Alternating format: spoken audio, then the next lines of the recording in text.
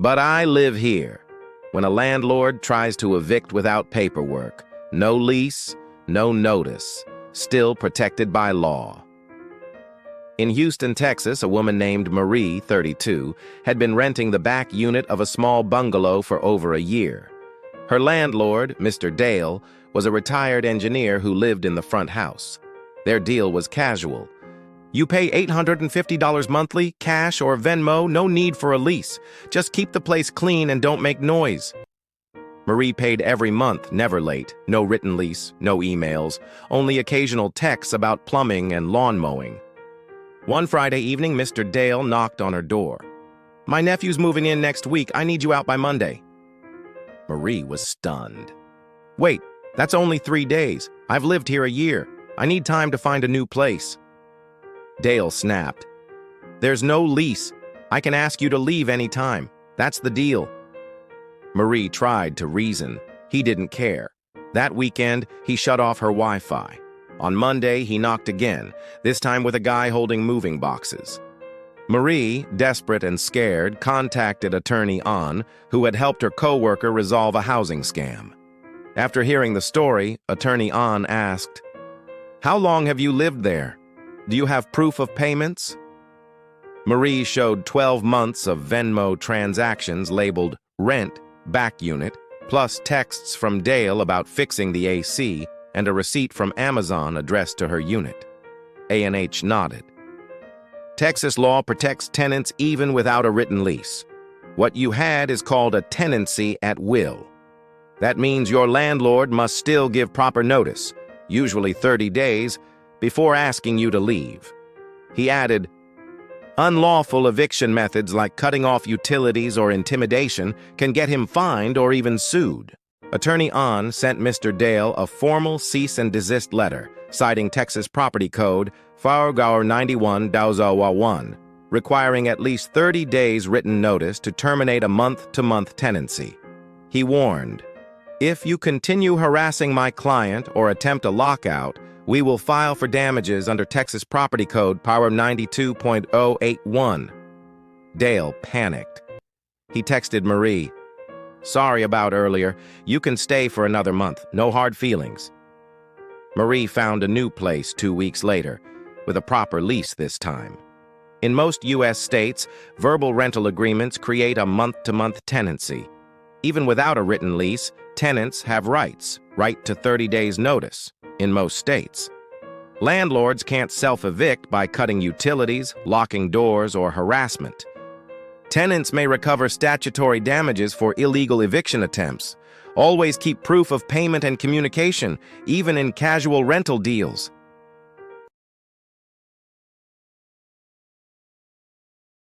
We were like married. When love ends, who gets the furniture? Unmarried couples, shared assets, no paper trail, still a legal fight.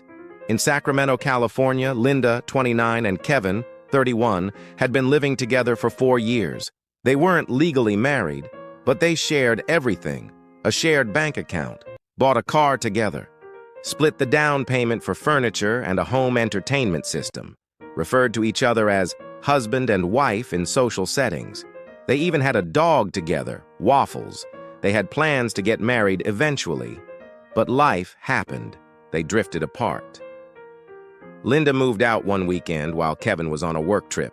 She took her clothes, laptop, and the dog. 2 days later, Kevin texted, "You took Waffles and the TV. I paid for half of that stuff." Linda replied, "We bought it together. We lived like we were married. What's yours is mine." Kevin disagreed. Things got heated. He threatened small claims court. Kevin came to attorney An after Googling unmarried couple property dispute. He showed screenshots, Venmo receipts, and old Facebook posts like, "Happy 3-year anniversary to my hubby." Attorney An looked over the evidence and said, "There's no such thing as common law marriage in California. That means you weren't legally married, but the property you both contributed to can still be divided under contract or equity principles." Kevin asked, "But we didn't have a contract." Attorney An explained, That's okay. California courts can still apply a concept called implied contract or equitable division, especially if both parties contributed financially or there was mutual intent. They ended up in small claims court. Kevin sued for $500 for half the cost of the TV, $800 for half the furniture set, return of waffles, or $1,200 as dog value. Linda defended herself, saying, "We were a couple.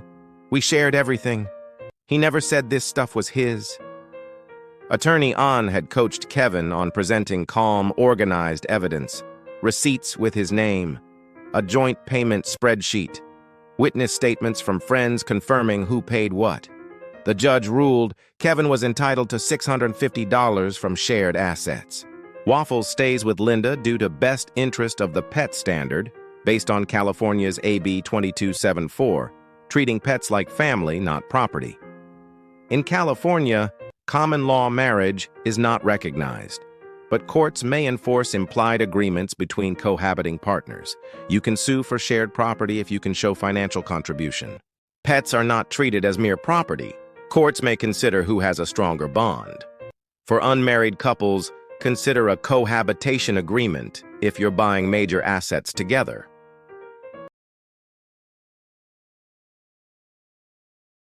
The verbal deal that backfired, and why a handshake isn't always enough. Real estate, trust, and a $50K lesson. In a fast-growing suburb of Houston, Texas, there's a man known locally as Old Joe, a semi-retired property owner who sells lots the old-school way. No listings, no signage, just word of mouth. One day, he offers a 1,000-square-foot roadside lot for $130,000. Rainy season discount, he jokes. A young couple, Ethan and Mia, heard about the land through a friend. They visited, walked through the weedy patch, and after a long iced tea chat at a corner taco truck, struck a deal. Old Joe nodded. "Okay, $125,000. You give me $5,000 now to hold it. We'll meet next Friday at the title office to close." Ethan and Mia only had $2,500 in cash. Joe smiled. "Fine. Give me the $2,500. I'm a man of my word. We shake on it. That means something." They handed him the money. No contract, no written receipt. Just Joe's final words as he walked off. "Next Friday, 10 a.m., Texas Title on Main Street. Don't be late." Then he added a line Ethan would later quote in court. "Trust is better than paper. A real man's word is a contract." Friday came. Ethan and Mia showed up early at the title office, dressed nicely, documents in hand. Joe never arrived. They called him, no answer. Called again, phone off. Later that evening, they drove to his house. Neighbor said, "Joe's gone to Galveston. Heard he sold that same lot to some guy named Mark. Took a $7,500 deposit." Stunned, they texted, called, nothing. The next day, Joe sent a cold text. "Sold it to someone else. You didn't give a full deposit. No paperwork, so there's no binding agreement. Appreciate your interest." Frustrated, Ethan and Mia reached out to Attorney An, a respected civil litigator in the area who often handles real estate disputes for the community. After listening, he asked, "Do you have anything to prove the exchange? Audio, witnesses, texts?" Ethan showed him a 90-second audio clip. Joe's voice clearly said, "Give me $2,500 now. We close next Friday." Plus, they had a photo of Joe holding the money in front of the taco truck. Attorney An nodded. "That might be enough. Under U.S. contract law, particularly in real estate, the statute of frauds requires a written agreement. But there's an exception. Part performance and promissory estoppel. If you can show that a promise was made, relied upon, and you acted on it to your detriment, it may be enforceable." Ethan asked, "So, can we at least get our money back?" Attorney An replied, "If we frame it as an unjust enrichment or a fraudulent misrepresentation claim, yes.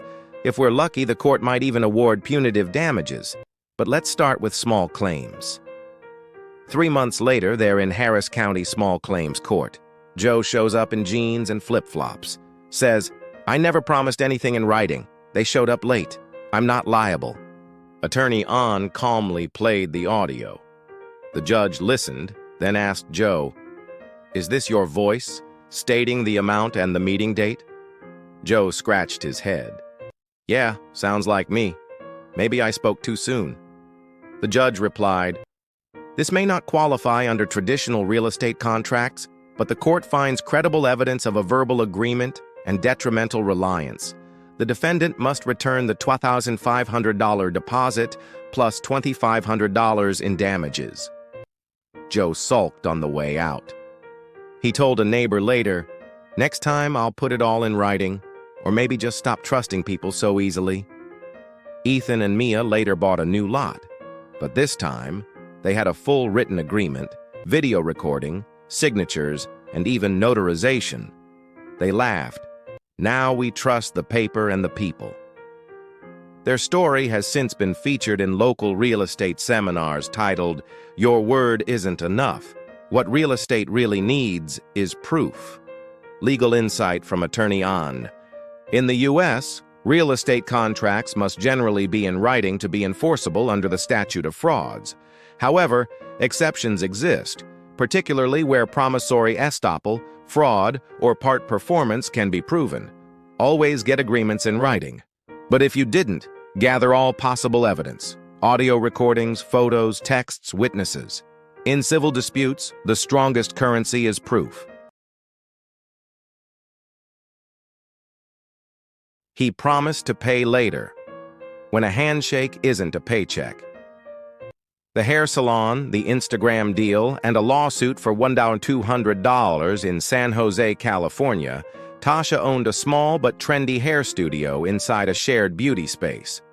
She built her client list through referrals, TikTok tutorials, and the occasional flash sale. One day, a local micro-influencer named Cam walked in. He had 30K followers and a blue streak in his hair. Cam asked for a custom coloring session, full bleach, two-tone dye, deep conditioning, and style. Total estimated time, 5 hours.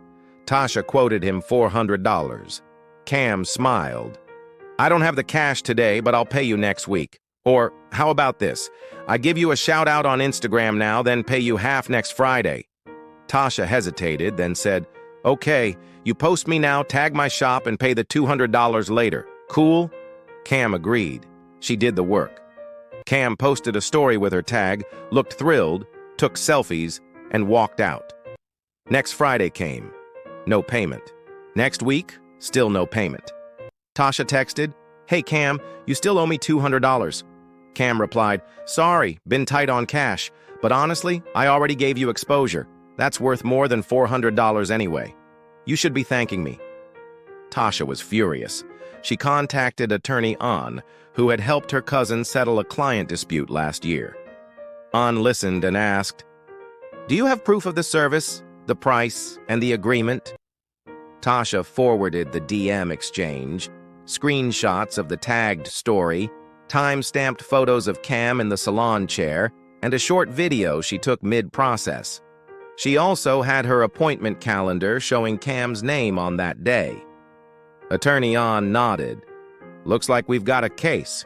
While written contracts are ideal, under California law, oral contracts are enforceable if you can prove offer, acceptance, and consideration, especially for services under $500. He added, "Even if the court doesn't find a valid contract, we can sue under quantum meruit, meaning you deserve fair compensation for the service provided." 2 months later, they were in Santa Clara County Small Claims Court. Cam showed up in sunglasses and claimed she agreed to do it for free in exchange for a shout-out. It was basically a barter deal, no money promised. Attorney An calmly presented the screenshots. One message clearly said, $400 total, you pay $200 later. The judge asked Cam, "Did you post about her salon?" Cam nodded. "So you believed her work was valuable?" Cam shrugged. "I mean, it looked great." The judge concluded, "There was a clear service provided and an agreement for payment. Even if the full amount is disputed, the court finds in favor of the plaintiff for $200 plus court costs." Outside the courtroom, Cam scoffed. "Guess that exposure wasn't enough." Tasha smiled, took a selfie with her check, and posted it with the caption, "Exposure doesn't pay the bills, contracts do." She now requires every client to sign a short intake form before touching their hair. Under California Civil Code 1622, oral contracts are valid unless a specific statute requires a written form. For services under $500, verbal agreements can be enforceable if proven. If there's no formal contract, you may still sue under quantum meruit, fair value for services performed. Always document agreements, even informal ones. Texts, emails, photos, and witness testimony are all admissible evidence. That's not me! When AI steals your face and voice, unauthorized AI replicas, viral deepfakes, legal gray zones. In Los Angeles, California, aspiring actress Jasmine Lee was shocked to discover a viral video circulating online. The clip depicted her in a compromising scene she had never participated in. Upon investigation, Jasmine realized that someone had used AI technology to create a deepfake video, superimposing her face onto another individual's body. The video had garnered millions of views across various platforms, leading to personal and professional repercussions for Jasmine. She faced public scrutiny, lost potential acting opportunities, and endured significant emotional distress. Distressed and seeking justice, Jasmine consulted attorney An, a renowned civil litigation lawyer specializing in technology-related cases. Attorney An explained, "California has recently enacted laws addressing unauthorized use of AI-generated digital replicas. Under these laws, individuals have the right to control the use of their likeness and voice, especially when used without consent for commercial purposes." Attorney An filed a lawsuit on Jasmine's behalf, citing violations of her right to publicity and emotional distress caused by the unauthorized deepfake video. The case brought to light the evolving legal frameworks surrounding AI and deepfakes. California's new laws.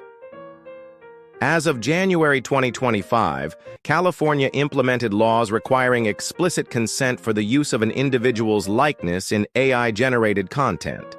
These laws mandate clear contracts outlining the scope of usage, especially for digital replicas used posthumously or for commercial gain. Federal considerations. While California leads in this domain, discussions at the federal level are ongoing to establish nationwide regulations addressing AI-generated content and protecting individuals' rights. The court ruled in favor of Jasmine, ordering the perpetrator to cease distribution of the deepfake video, pay damages for emotional distress and loss of income.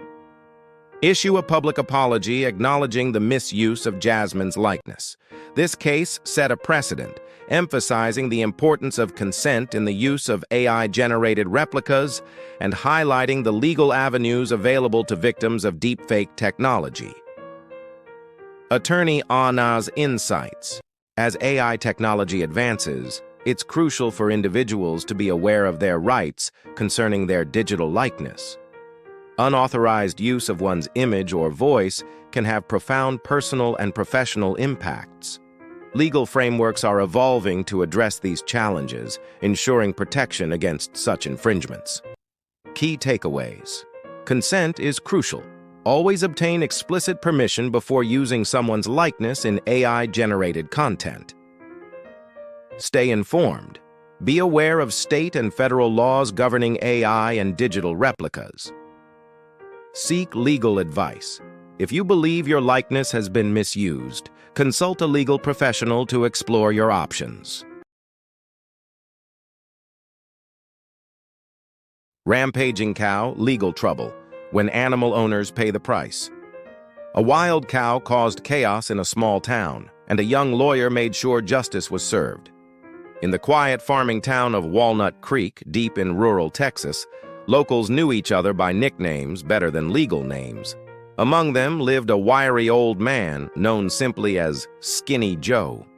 Despite his small frame, he owned the biggest cow in town, a muscular, hulking creature nicknamed Sumo. No one knew why Joe named a cow after a Japanese wrestler. Some said he used to love sumo tournaments. Others joked it was just to scare kids off from stealing hay. But one thing was clear. Sumo wasn't your average cow. She was aggressive, selective, and had no patience for strangers or friends. She once chased a UPS driver up a pecan tree, leaving him stuck there for nearly an hour.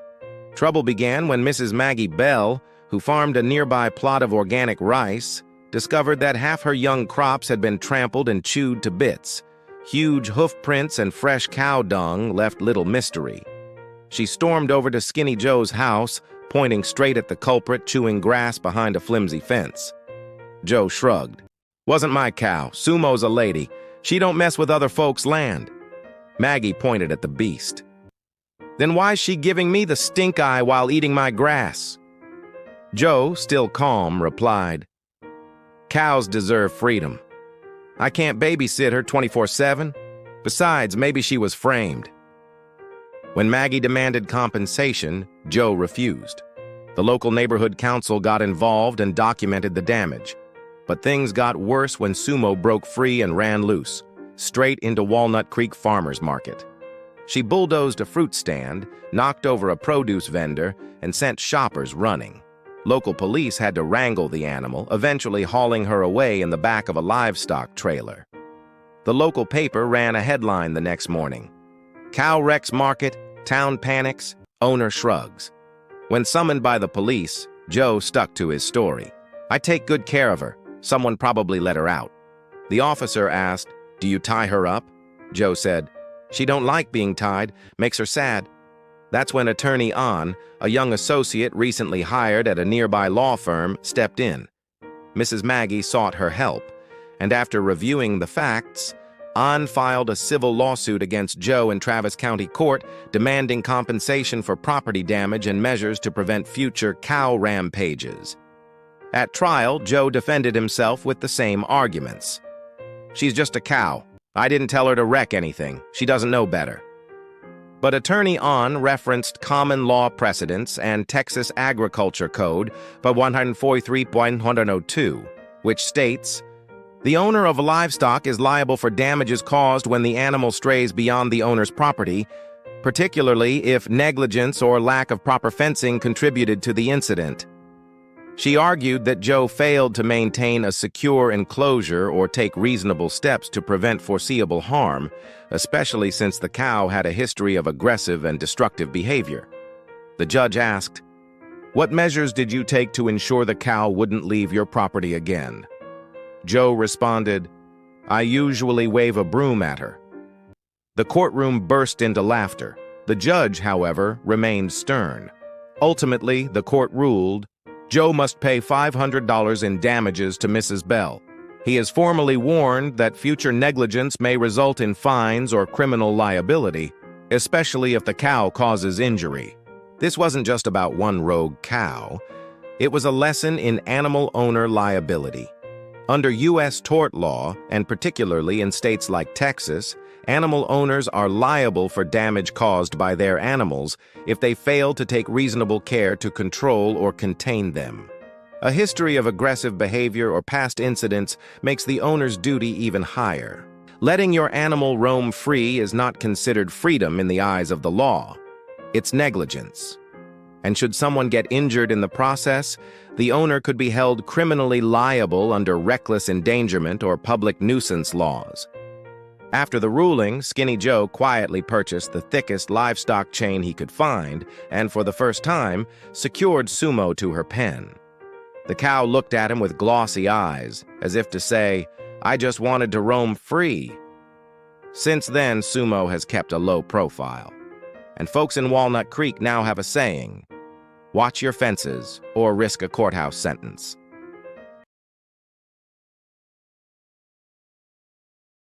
No minors allowed.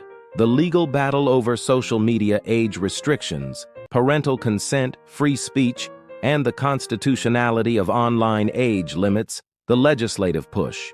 In 2025, several U.S. states have enacted laws aiming to restrict minors' access to social media platforms. For instance, Florida has implemented a law banning children under 14 from having social media accounts and requiring parental consent for those aged 14 and 15. Tennessee has passed legislation mandating parental consent for minors to open social media accounts. These measures are part of a broader effort to address concerns about the impact of social media on youth mental health and well-being. Legal challenges and constitutional concerns. However, these laws have faced immediate legal challenges. Industry groups, such as NetChoice, argue that these restrictions infringe upon the First Amendment rights of both minors and social media companies.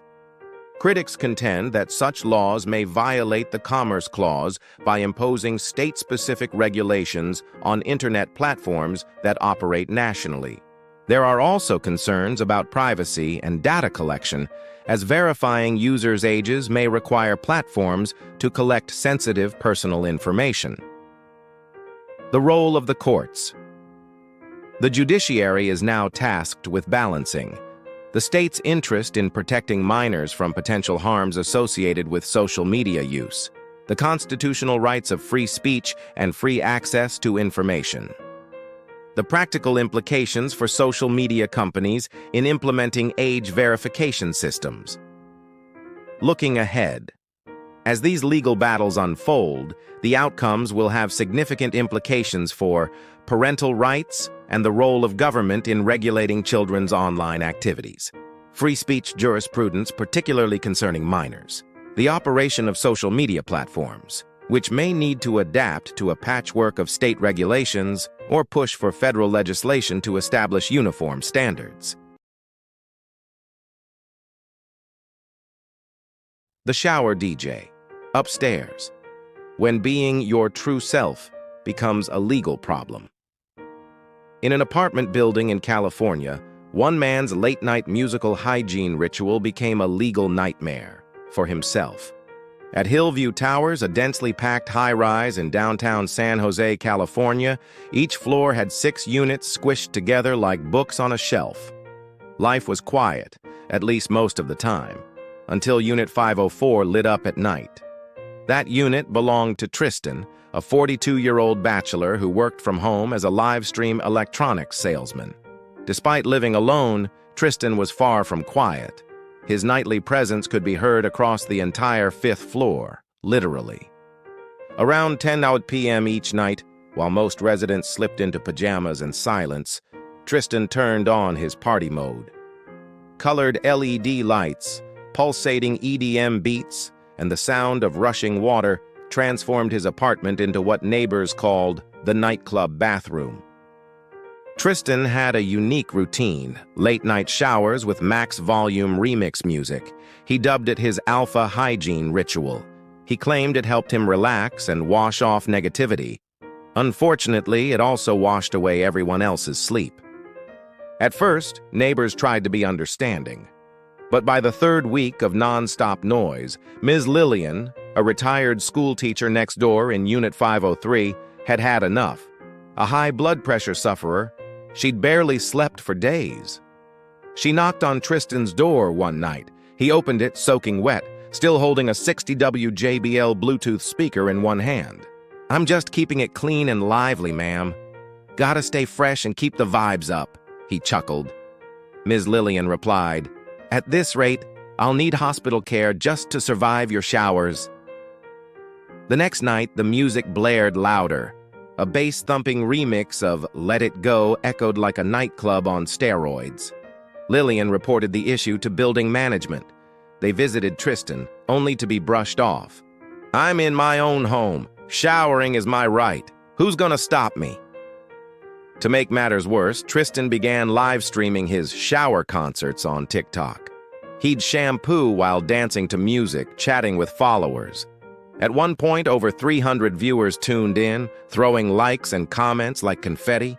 He called himself the hygiene influencer. Then came a stormy night when a blackout swept the building. While residents sat in silence, Tristan's speaker kept blasting on backup battery. Across the hall, Hannah, a high school senior studying for her SATs, burst into tears from exhaustion and migraines. Her father had enough. The next morning, he called in Attorney An, a local expert in civil disputes. Attorney An wasted no time. He advised the family to coordinate with the HOA to document the disturbances, collect video and audio evidence, notify other affected residents, send a formal cease and desist letter citing nuisance laws. When served the letter, Tristan scoffed. "There's no law saying I can't shower at night. No law against singing in the bathroom either." Attorney An responded calmly, citing California Civil Code, Power 3479, on private nuisance. Anything that unlawfully interferes with someone's use and enjoyment of their property can be grounds for legal action, even excessive noise. He also referenced California Health and Safety Code, Paragraph 46000, noting that persistent loud noise during nighttime hours could be actionable under disturbance ordinances, especially when it impacts health or mental well-being. Unable to reach a resolution, the case was brought to neighborhood mediation, held at the local Community Resolution Center. Present were representatives of 5 affected households. Ms. Lillian arrived with her blood pressure records. Hannah brought a doctor's note detailing the psychological toll. Tristan remained defiant. "I'm just living my truth. Why should I be punished for being authentic?" The mediation failed. Attorney Anha then filed a civil nuisance suit demanding a court order to cease nighttime noise, compensation for emotional distress and medical costs. A public apology to affected residents. News outlets picked up the story. TikTokers labeled Tristan as the bathroom DJ king and the decibel don of San Jose.